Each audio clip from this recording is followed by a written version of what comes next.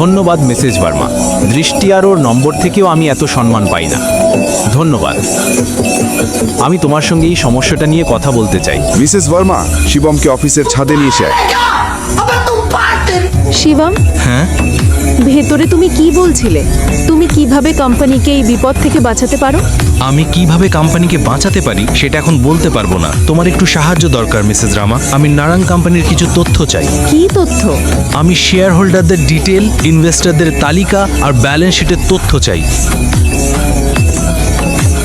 আজ অফিসে যা কিছু ঘটেছে তাতে কোনো স্টাফ তোমাকে সাহায্য করবে না,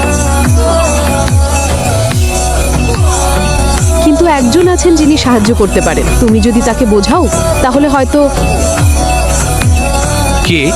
রাজা মৌলি স্যার। আমি মনে করি উনি তোমার সাহায্য করতে পারেন। দৃষ্টির দাদুর খুব কাছের মানুষ ছিলেন উনি, কিন্তু ঋষভ অফিসে আসা